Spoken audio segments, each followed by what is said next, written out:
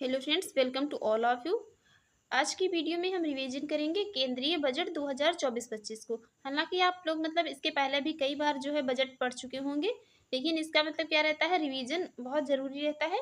तो हम केंद्रीय बजट 2024-25 से बनने वाले जितने भी इम्पोर्टेंट फैक्ट हैं या जहाँ से भी क्वेश्चन पूछा जा सकता है, तो उन सारे फैक्ट्स को यहाँ पर बहुत शॉर्ट फॉर्म में डिस्कस करने की कोशिश की है। तो चलिए इस वीडियो को शुरू करते हैं। और वीडियो को शुरू करने से पहले आपसे रिक्वेस्ट है, अगर आपको हमारी ये वीडियो अच्छी लगती है तो आप हमारे यूट्यूब चैनल पर पहली बार हैं तो चैनल को सब्सक्राइब कर लीजिएगा, वीडियो को लाइक कर दीजिएगा एंड शेयर करिए, एंड जो भी आपके सजेशन हो उसे कमेंट बॉक्स में ज़रूर बताइएगा। तो चलिए शुरू करते हैं। देखते हैं यहाँ पर हम केंद्रीय बजट 2024-25 को। बजट को पढ़ने से पहले क्या होता है, कुछ बेसिक चीज़ें हैं जो हमें बजट पढ़ने से पहले पढ़ लेनी चाहिए, इंपॉर्टेंट रहती हैं, क्वेश्चन बन भी सकता है यहाँ से। यहाँ पर बजट 2024-25 का इसको पेश कब किया गया, तो इसको 23 जुलाई को पेश किया गया। 23 जुलाई को 2024-25 का बजट पेश किया गया। अब वैसे तो ये फरवरी में पेश किया जाता है, लेकिन ये 23 जुलाई को क्यों पेश किया गया, तो ये क्यों ऐसा क्यों किया गया, क्योंकि इस बार क्या था, चुनाव हुए थे, और चुनाव में क्या होता है, उसके पहले अंतरिम बजट पेश किया जाता है। तो यहाँ पर अंतरिम बजट पेश किया गया था, इसलिए इस बार 23 जुलाई को बजट पेश किया गया, बजट 2024-25 का। और बजट 2024-25 का जो पेश किया गया, तो इसमें सरकार जो रुपए खर्च करने की इसमें बात की गई, तो वो कितने की गई, 48.20 लाख करोड़ रुपए। इसमें ये पूरा टोटल बजट कितने का पेश किया गया, तो ये 48.20 लाख करोड़ रुपए का बजट पेश किया गया। और अब इसमें कुछ और इम्पोर्टेंट फैक्ट हैं, उनको भी देख लेंगे। यहाँ पर ये भारत का पहला बजट कब पेश किया गया था, तो ये 7 अप्रैल 1860 को पेश किया गया था। और किसके द्वारा, तो ये जेम्स विल्सन के द्वारा पेश किया गया था। यहाँ पर ये चीज़ें याद रखनी ही इंपॉर्टेंट है। भारत का पहला बजट जो पेश किया गया था 7 अप्रैल 1860 को, और जेम्स विल्सन के द्वारा पेश किया गया था। और स्वतंत्र भारत का पहला बजट ये कब, ये 26 नवंबर 1947 को पेश किया गया था, और ये किसके द्वारा, आर.के. शनमुखम जेट्टी के द्वारा पेश किया गया था। नेक्स्ट है यहाँ पर अधिकतम बार बजट किसने पेश किया गया। अधिकतम बार बजट पेश करने वाले ये बजट पेश करने वाले थे कौन, मोरारजी देसाई थे। अधिकतम कितनी बार, 10 बार इन्होंने बजट पेश किया। उसके बाद ये पी चिदम्बरम, इन्होंने 9 बार, और प्रणब मुखर्जी ने ये कितनी बार, 8 बार बजट पेश किया था। तो सबसे अधिक बार किसने, मोरारजी देसाई ने 10 बार बजट पेश किया था। और 2024 का बजट जो है, तो ये किसने के द्वारा, हमारी वित्त मंत्री निर्मला सीतारमण के द्वारा पेश किया गया। और ये इनका कौन सा, 7वां बजट था।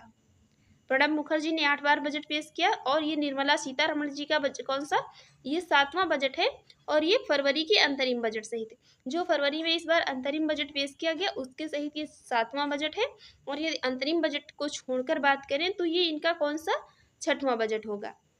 और पूर्ण बजट, ये अंतरिम बजट क्या होता है, तो ये भी अंतरिम बजट जो है, तो ये पूर्ण बजट पेश होने तक क्या है, सेवा में रहता है। ये जब चुनाव होते हैं तो उसके पहले पेश किया जाता है, और ये जब तक कि पूर्ण बजट नहीं आ जाता है तब तक कि यहाँ पर ये सेवा में रहता है अंतरिम बजट। इसके अलावा बात करें यहाँ पर, भारतीय संविधान में कहीं पर भी बजट की बात नहीं की गई है। हालांकि आर्टिकल 112 में वार्षिक वित्तीय विवरण की बात की गई है। आपको कहीं भी ये पूरा अगर संविधान भी पढ़ेंगे तो उसमें कहीं पर भी आपको बजट शब्द नहीं मिलेगा, कहीं पर भी बजट शब्द का प्रयोग नहीं किया गया है। आर्टिकल 112 में वार्षिक वित्तीय विवरण की बात की गई है। और लेखानुदान, तो इसको कब पेश किया जाता है, इसको बजट से पहले पेश किया जाता है।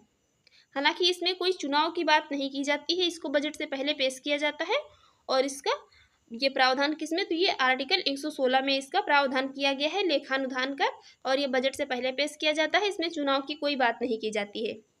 अब हम बात करेंगे यहाँ पर बजट तैयार करने हेतु जो नोडल निकाय होते हैं, तो उसमें बजट प्रभाग, आर्थिक मामलों का विभाग और वित्त विभाग सम्मिलित होते हैं बजट तैयार करने हेतु। ये सभी नोडल निकाय होते हैं। नेक्स्ट है यहाँ पर रेल बजट और आम बजट को एक साथ कब से इसको पेश किया जाना शुरू किया गया, क्योंकि पहले क्या होता था बेसिकली यहाँ पर, पहले ये रेल बजट और आम बजट को अलग अलग पेश किया जाता था। और 2017 से ये रेल बजट और आम बजट को एक में मर्ज कर दिया गया, तब से ये एक साथ पेश होना शुरू हो गया। कब से, 2017 से। अब हम बात करेंगे यहाँ पर बजट के प्रभाग या इसके चरण की। बजट के प्रभाग या चरण कौन कौन से हैं? तो सबसे पहले बजट पूर्व परामर्श लिया जाता है, इसमें ये हितधारकों की सहभागिता सहित। उसके बाद ये डाटा संग्रहण किया जाता है और विश्लेषण किया जाता है। उसके बाद बजट का मसौदा तैयार किया जाता है और कैबिनेट की मंजूरी ली जाती है। बजट भाषण तैयार किया जाता है, इसकी प्रस्तुति होती है और संसदीय अनुमोदन लिया जाता है। उसके बाद यहाँ पर ये बजट का कार्यान्वयन किया जाता है। उसके बाद ये संशोधन होता है और फिर अनुपूरक बजट ये पेश किया जाता है। तो ये सभी बजट के प्रभाग या चरण थे। नेक्स्ट बात करेंगे यहाँ पर, ये 7 ट्रिलियन अर्थव्यवस्था का लक्ष्य कब तक रखा गया है कि भारत 7 ट्रिलियन अर्थव्यवस्था बन जाएगा। इसका लक्ष्य कब से कब तक के लिए रखा गया है? तो 2029-30 के लिए रखा गया है कि 2029-30 तक भारत जो है तो ये 7 ट्रिलियन की अर्थव्यवस्था बन जाएगा। और 5 ट्रिलियन अर्थव्यवस्था का लक्ष्य कब तक रखा गया है? तो ये 2026 से लेकर के 2027 तक 5 ट्रिलियन अर्थव्यवस्था का लक्ष्य रखा गया है। नेक्स्ट बात करेंगे यहाँ पर, जो अंतरिम बजट पेश किया गया था फरवरी में, इसमें जो मतलब क्या वादे किए गए थे? तो इसमें यहाँ पर ये 4 कॉस्ट जो थी इन पर जो फोकस किया गया था, ये इंपॉर्टेंट है, याद रखिए। इसमें गरीब, युवा और महिला किसानों को सम्मिलित किया गया था। ये 4 कास्ट पर इसमें फोकस किया गया था, जिसमें गरीब, युवा, महिला और किसान सम्मिलित थे। और इसमें MSP की जो लागत की बात की गई थी, तो ये कितने 50% मार्जिन की बात की गई थी जो अंतरिम बजट पेश किया गया था। उसके बाद जो ये केंद्रीय बजट 2024-25 का पेश किया गया, तो इसमें इन चीज़ों पर मतलब जिसमें पहले ये अंतरिम बजट में जो ये गरीब, युवा, महिला और किसान पर तो फोकस किया ही किया गया, और उसके साथ ही साथ इसमें रोजगार, कौशल प्रशिक्षण और मध्यम वर्ग पर फोकस किया गया, जो केंद्रीय बजट 2024-25 का पेश किया गया। अब सबसे इम्पोर्टेंट चीज़ यहाँ से शुरू होती है कि बजट में जो प्राथमिकताएं कितनी रहीं इस बार बजट में, मतलब कौन कौन सी प्राथमिकताएं रहीं? तो यहाँ पर टोटल कितनी 9 प्राथमिकताएं रहीं। पहली कौन सी रही? पहली कृषि में उत्पादकता और अनुकूलनीयता, ये पहली प्राथमिकता रही, ये कृषि में उत्पादकता और अनुकूलनीयता। इसमें बात की गई जो जलवायु अनुकूल नई किस्में हैं इनको शुरू किया जाएगा, मतलब जितनी भी जो भी नई जलवायु अनुकूल किस्में होंगी उसमें उनको शुरू करने की बात की गई, जिसमें ये 32 कृषि फसलें होंगी, 32 ये कृषि किस्में होंगी, और कितनी 109 जो ये बागवानी किस्में होंगी, 109 उच्च बागवानी किस्में होंगी। याद रखिए, पूछा जा सकता है स्टेटमेंट में। 109 उच्च बागवानी किस्में होंगी और 32 कृषि फसलें इसमें कृषि किस्में जो होंगी। इसके अलावा इसमें ये प्राकृतिक खेती को बढ़ावा देने की बात की गई। इसमें ये कितने 10,000 आवश्यकता आधारित जैव उद्यान संसाधन केंद्र स्थापित किए जाएंगे। और इसमें आत्मनिर्भरता हेतु दलहन और तिलहन मिशन को शुरू करने की बात की गई। इसमें सरसों, मूंगफली, तिल, सोयाबीन और सूरजमुखी के उत्पादन को बढ़ावा दिया जाएगा। इसके अलावा यहाँ पर सब्जी उत्पादन और ये आपूर्ति श्रृंखला है तो क्लस्टर विकसित किए जाएंगे। यहाँ पर बस ये चीज़ मतलब इसमें बात की गई कि जो सब्जी उत्पादन और उसकी आपूर्ति श्रृंखला हेतु है नए क्लस्टर विकसित किए जाएंगे। और कृषि के लिए डिजिटल सार्वजनिक अवसंरचना को तैयार किया जाएगा। कृषि के लिए यहाँ पर मतलब एक ये चीज़ मतलब निकल कर आती है कि इस बार इसमें यहाँ पर एग्रीकल्चर सेक्टर जो है उसमें यहाँ पर मतलब काफ़ी फोकस किया गया। तो कृषि के लिए ये डिजिटल सार्वजनिक अवसंरचना तैयार की जाएगी। इसमें 5 राज्यों में जन समर्थ आधारित किसान क्रेडिट कार्ड जारी किए जाएंगे। जो ये 5 राज्यों में जन समर्थ आधारित किसान क्रेडिट कार्ड जारी किए जाएंगे। इसके अलावा डिजिटल सर्वेक्षण किया जाएगा और झींगा उत्पादन और निर्यात पर जोर दिया जाएगा। इसके अलावा राष्ट्रीय सहकारिता नीति शुरू की जाएगी। इसके तहत ये ग्रामीण अर्थव्यवस्था में तेजी लाने हैं तो इसको शुरू किया जाएगा, राष्ट्रीय सहकारिता नीति को। नेक्स्ट यहाँ पर जो प्राथमिकता थी वो थी रोजगार और कौशल प्रशिक्षण, रोजगार संबंध प्रोत्साहन। दूसरी जो ये प्राथमिकता है तो रोजगार और कौशल प्रशिक्षण, रोजगार संबंध प्रोत्साहन पर यहाँ पर जोर दिया जाएगा। तो इसमें ये रोजगार प्रोत्साहन के लिए 3 योजनाएं लागू की गई। रोजगार को प्रोत्साहन देने के लिए 3 योजनाएं लागू की गई, जिसमें ये पहली बार रोजगार पाने वाले नव नियुक्तों को कितने ये 1500 रुपये 3 किस्तों में दिए जाएंगे। कितने ये 1500 नहीं 15,000 रुपये जो है ये पहली बार रोजगार पाने वालों को कितने 3 किस्तों में ये दिए जाएंगे। इसके अलावा विनिर्माण क्षेत्र में रोजगार सृजन किए जाएंगे। जो भी विनिर्माण क्षेत्र है इसमें रोजगार सृजन किए जाएंगे। इसमें कर्मचारियों और नियोक्ताओं को सहयोग किया जाएगा, मतलब जो काम करने वाले हैं या जो काम देने वाले हैं दोनों को इसमें सहयोग किया जाएगा, कर्मचारी और नियोक्ताओं दोनों को। और इसमें नियोक्ताओं को सहायता भी की जाएगी। इसमें नियोक्ताओं को सहायता करने की बात की गई, जिसमें कि ये EPFO अंशदान हेतु 2 वर्षों तक कितने, ये 3,000 रुपये प्रतिमाह दिए जाएंगे इसमें नियोक्ताओं को। इसके अलावा कामगारों में महिलाओं की भागीदारी बढ़े, इसके लिए इसमें कामकाजी महिलाओं, हॉस्टल और शिशु महिला स्वयं सहायता, इनको मतलब सबको यहाँ पर ये सहायता देने की बात की गई। इसके अलावा कौशल प्रशिक्षण शुरू किए जाएंगे, कितने, कौशल प्रशिक्षण ऋण, यहाँ पर ऋण की व्यवस्था की जाएगी, इसमें 25,000 छात्रों को सहायता दी जाएगी। कौशल प्रशिक्षण ऋण के तहत कितने, ये 25,000 सहायकों को, ये 25,000 छात्र जो होंगे उनको सहायता दी जाएगी। नेक्स्ट, कौशल प्रशिक्षण कार्यक्रम शुरू किए जाएंगे।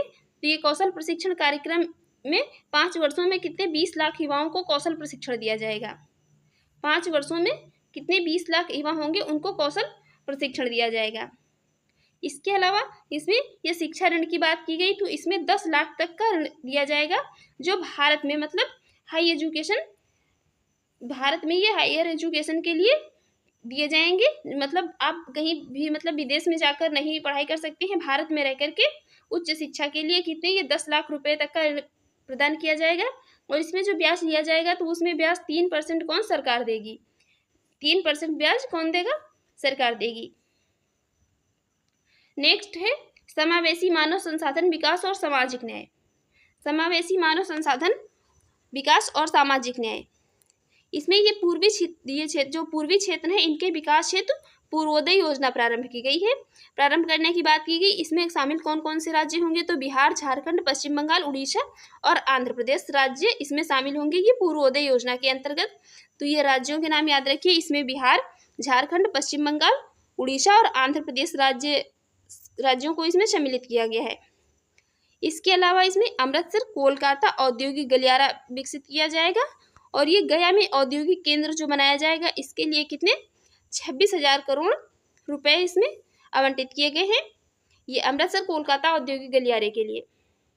नेक्स्ट है बिहार में रोड निर्माण, हवाई अड्डे, मेडिकल कॉलेज, खेलकूद अवसंरचना, बिजली निर्माण हेतु कितने रुपए आवंटित किए गए, तो ये 21,400 करोड़ रुपए इसमें आवंटित किए गए। बिहार में ये रोड निर्माण, हवाई अड्डे, मेडिकल कॉलेज, खेलकूद अवसंरचना, बिजली निर्माण के लिए। इसके अलावा आंध्र प्रदेश पुनर्गठन अधिनियम के लिए, इसमें ये मतलब क्या है, यहाँ पर अभी बेसिकली ये चीज़ काफ़ी चर्चा में चल रही थी कि आंध्र प्रदेश की नई राजधानी का पुनर्गठन किया जाए, मतलब नई राजधानी बनेगी। तो इसमें ये राजधानी निर्माण हेतु कितने, 15,000 करोड़ रुपए की बात की गई। 15,000 करोड़ रुपए इसके लिए आवंटित किए गए हैं आंध्र प्रदेश राज्य की राजधानी के लिए। इसके अलावा इसमें है कि ये पोलावरम परियोजना हेतु वित्त पोषण की बात की गई, पोलावरम परियोजना हेतु। और महिलाओं की आर्थिक विकास में भूमिका बढ़ाने हेतु कितने, ये 3 लाख करोड़ रुपए की बात की गई। बजट 2024-25 का पेश किया गया केंद्रीय बजट। इसके अलावा ये प्रधानमंत्री जनजातीय उन्नत ग्राम अभियान जो है, तो इसमें कितने गांवों को सम्मिलित किया जाएगा, तो इसमें ये 63,000 गांव शामिल होंगे। प्रधानमंत्री जनजातीय उन्नत ग्राम अभियान के तहत कितने, ये 63,000 गांव शामिल होंगे। इसके अलावा यहाँ पर पूर्वोत्तर क्षेत्र में बैंक शाखाएं स्थापित की जाएंगी, जिसमें ये भारतीय डाक भुगतान की कितनी 100 शाखाएं स्थापित होंगी। जो भारतीय डाक भुगतान बैंक है इसकी कितनी 100 शाखाएं यहाँ पर स्थापित की जाएंगी पूर्वोत्तर क्षेत्र में। ये बात याद रखिए, यहाँ पर ये पूर्वोत्तर क्षेत्र के लिए योजना है। नेक्स्ट प्राथमिकता जो इनकी रही इस बार इसमें, तो ये विनिर्माण और सेवाएं, जिसमें MSME को बढ़ावा देने के लिए सहायता की बात की गई। इसमें MSME को बढ़ावा देने के लिए मतलब सहायता की जाएगी, और विनिर्माण क्षेत्र में MSME के लिए ऋण गारंटी योजना की बात की गई इसमें। इसके अलावा MSME ऋण के लिए नया आकलन मॉडल मुद्रा शुरू किया गया, और ये मुद्रा ऋण इसमें कितने 10 लाख से बढ़ा करके इसको कितना 20 लाख कर दिया गया। ये इंपॉर्टेंट है, याद रखिए, इसको मुद्रा ऋण बढ़ा करके कितना कर दिया गया, तो ये 10 लाख से बढ़ा करके 20 लाख कर दिया गया, मतलब कि दोगुना कर दिया गया इसको। इसके अलावा यहाँ पर ये 50 मल्टी प्रोडक्ट फूड इकाइयाँ स्थापित की जाएंगी और 100 लैब स्थापित की जाएंगी। 50 ये मल्टी फूड प्रोडक्ट इकाइयाँ और 100 लैब स्थापित की जाएंगी। और ई कॉमर्स निर्यात केंद्रों की बात की गई इसमें, ये ई कॉमर्स निर्यात केंद्रों का विकास किया जाएगा। और विनिर्माण और सेवाओं के संवर्धन के उपाय, जिसमें ये शीर्ष कंपनियों में ये एक्टिवशिप कितनी, तो ये सरकार इसमें कितने 5,000 रुपये देगी प्रति माह। और कितनी कंपनियों को देगी, तो ये 500 टॉप कंपनियों को देगी, ये 500 टॉप कंपनियों को देगी। इसके अलावा इसमें 12 औद्योगिक पार्कों की स्थापना की जाएगी, और ये क्रिटिकल मिनरल्स मिशन की स्थापना की बात की गई इसमें। ये क्रिटिकल मिनरल मिशन की स्थापना की बात की गई। इसके अलावा जो नेक्स्ट 5वीं प्राथमिकता रही इस बार बजट में, तो ये रही शहरी विकास के लिए। 5वीं प्राथमिकता रही शहरी विकास के लिए। इसमें क्या क्या किया जाएगा ये भी देख लेते हैं। इसमें महिलाओं द्वारा घर लेने पर जो स्टैंप ड्यूटी है उसको कम किया गया। जो मतलब ये स्टैंप ड्यूटी है इसको कम किया गया, जो कि मतलब महिलाओं द्वारा घर लेने पर। और ये कितने 100 हॉट स्ट्रीट मार्केट और स्ट्रीट फूड हब की स्थापना की जाएगी। और लगभग कितने, ये 14 बड़े शहरों में ये ट्रांजिट डेवलपमेंट किया जाएगा। इसके अलावा 100 बड़े शहरों में वाटर मैनेजमेंट प्रोजेक्ट स्थापित किए जाएंगे। और इसमें ये प्रधानमंत्री आवास योजना शहरी 2.0 के तहत 10 लाख करोड़ का निवेश किया जाएगा। इसमें 1 करोड़ ये शहरी गरीबों को मदद की जाएगी। ये 10 लाख करोड़ का निवेश किया जाएगा। इसमें ये 1 करोड़ शहरी जो गरीब हैं उनकी मदद हो सकेगी। नेक्स्ट जो रही प्राथमिकता वो रही ऊर्जा क्षेत्र में। ऊर्जा क्षेत्र में नेक्स्ट प्राथमिकता रही छठी। इसमें ये भारत स्मॉल रिएक्टर्स की स्थापना की जाएगी।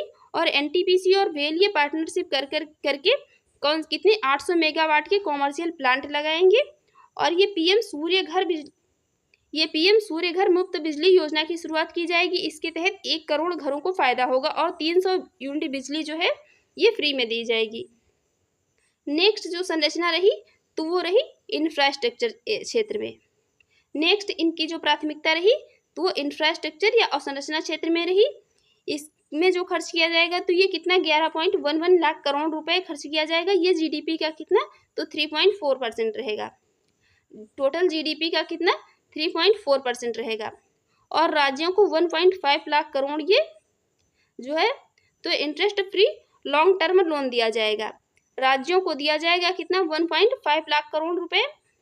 और ये इंटरेस्ट फ्री लॉन्ग टर्म के लिए लोन होगा। इसके अलावा प्रधानमंत्री ग्राम सड़क योजना का ये जो चौथा चरण है इसको प्रारंभ किया जाएगा। और ये कोसी मेची लिंक और बिहार बाढ़ से निपटने हेतु तो इसमें कितने, तो ये 11.500 करोड़ रुपए की बात की गई। इसमें ये कोसी मेची लिंक और बिहार बाढ़ से निपटने हेतु इस बार, क्योंकि मतलब गवर्नमेंट बनाने में क्या है बिहार राज्य का योगदान अच्छा खासा रहा, इसलिए यहाँ पर जो है बिहार राज्य के लिए इस बार कुछ मतलब बात की गई है।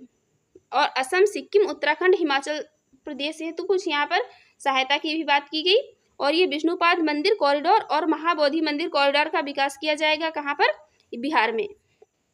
इसके अलावा राजगीर और नालंदा का विकास किया जाएगा।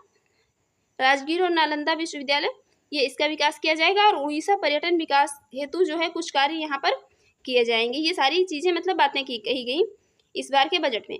इसके अलावा नेक्स्ट प्राथमिकता जो रही 8वीं, तो ये नवाचार, अनुसंधान और विकास के क्षेत्र में रही।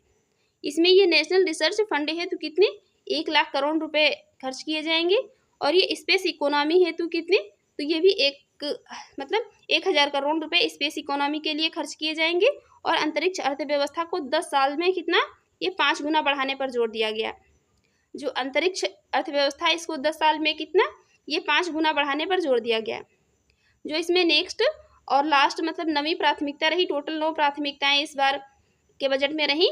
तो ये रही अगली पीढ़ी के सुधार के लिए। अगली पीढ़ी के सुधार के लिए क्या क्या यहाँ पर चीज़ें की जाएंगी, तो ये भू आधार जो कि ग्रामीण क्षेत्रों हेतु इसमें जमीन का डाटाबेस मतलब डाटा एकत्रित किया जाएगा। और भूमि की मैपिंग कराई जाएगी। अब बात करेंगे यहाँ पर हम ये राजस्व प्राप्ति या रेवेन्यू रिसिप्ट की। तो इस बार जो बजट 2024-25 का रहा अनुमान, तो इसमें रेवेन्यू रिसिप्ट का अनुमान कितना रहा, तो ये 31.3 लाख करोड़ रुपए का रहा। और जो ये कैपिटल रिसिप्ट्स का अनुमान रहा ये कितना रहा, तो ये 16.9 लाख करोड़ रुपए का रहा। इसके अलावा जो टोटल प्राप्तियां रही, तो टोटल प्राप्तियां कितनी रही, तो ये 48.2 लाख करोड़ रुपए की रही।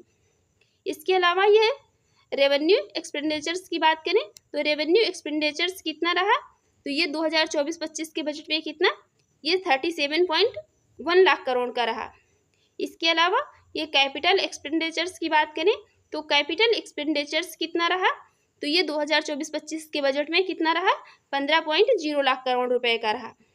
इसके अलावा राजकोषीय घाटे की बात करें तो राजकोषीय घाटा जो इस बार रहा तो ये कितना रहा, 9% रहा, जो कि लक्ष्य कितना था, लक्ष्य रखा गया था 4.5% का, लेकिन ये कितना रहा 4.9% रहा। इसके बाद अब बात करेंगे यहाँ पर कि जो रुपया मतलब है ये आता कहाँ से है, रुपया आता कहाँ से है। तो ये पहली बात सबसे ज़्यादा कहाँ से आता है, लोन और अन्य देयताएं जो है इसमें, इससे कितना आता है 27%।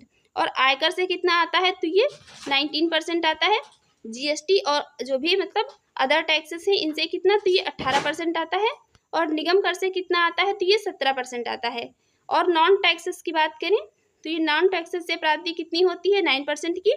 और ये एक्साइज ड्यूटी से कितना आता है, एक्साइज ड्यूटी से आता है कितना 5%। और अब बात करेंगे कि रुपया जो है मतलब जाता कहाँ कहाँ पर है, मतलब कि खर्च कहाँ कहाँ पर होता है। तो राज्यों को कितना दिया जाता है, राज्यों में खर्च किया जाता है कितना 21%। और ब्याज देने में कितना खर्च होता है, ब्याज देने में 19% या 19% खर्च होता है। और केंद्रीय योजनाओं में कितना, ये 16% खर्च होता है। केंद्रीय वित्त पोषित योजना में कितना, ये 8% खर्च होता है। और रक्षा क्षेत्र में भी कितना 8% खर्च होता है। और सब्सिडी देने में कितना खर्च होता है, तो ये 6% खर्च होता है। और पेंशन में कितना, ये 4% खर्च होता है। और अब बात कर लेंगे जो मतलब इम्पोर्टेंट ये जो मुख्य खर्च है, मुख्य खर्च क्षेत्र जो है उनमें उनकी बात कर लेंगे। यहाँ पर ये जो सारे मतलब दिए हैं तो ये लाख करोड़ रुपए में दिए हैं। रक्षा क्षेत्र में कितने लाख करोड़ खर्च किया जाता है, तो ये 4.54 लाख करोड़ रुपए। और ग्रामीण विकास के लिए तो ये 2.65 लाख करोड़ रुपए खर्च किया जाता है। कृषि और जो भी उससे मतलब संबंधित जो भी सेक्टर हैं उनके लिए 1.51 लाख करोड़ रुपए। और होम अफेयर्स के लिए तो 1.50 लाख करोड़ रुपए। और शिक्षा क्षेत्र के लिए तो 1.25 लाख करोड़ रुपए। और आईटी एंड टेलीकॉम के लिए कितना खर्च किया जाता है, तो ये 1.16 लाख करोड़ रुपए। और ये मतलब स्वास्थ्य के लिए कितना, तो ये 89,000 करोड़ रुपए का खर्च किया जाता है। कितना, ये 89,000 करोड़ रुपए खर्च किए जाते हैं स्वास्थ्य क्षेत्र में। और ऊर्जा के क्षेत्र में तो ये 68,000 करोड़ रुपए खर्च किए जाएंगे। इसके अलावा कॉमर्स और इंडस्ट्री के क्षेत्र में तो ये 47,000 करोड़ रुपए खर्च किए जाएंगे। इसके अलावा बात करेंगे यहाँ पर 2024-25 में जीडीपी का अनुमान जो है कितना रखा गया, तो ये 6.5 से लेकर के कितने 7% तक का रखा गया।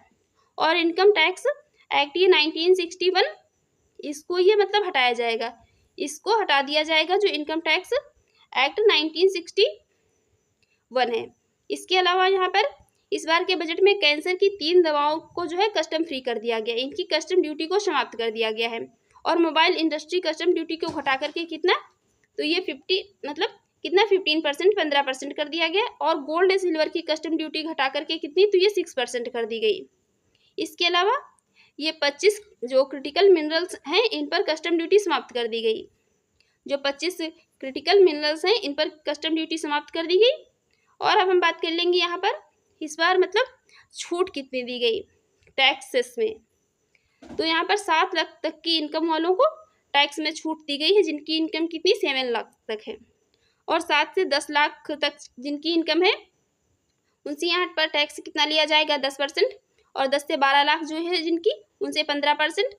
और 12 से 15 लाख जिनकी इनकम है उनसे कितना 20%। और 15 लाख प्लस इनकम जिनकी है तो उनसे यहाँ पर कितना टैक्स 30% लिया जाएगा।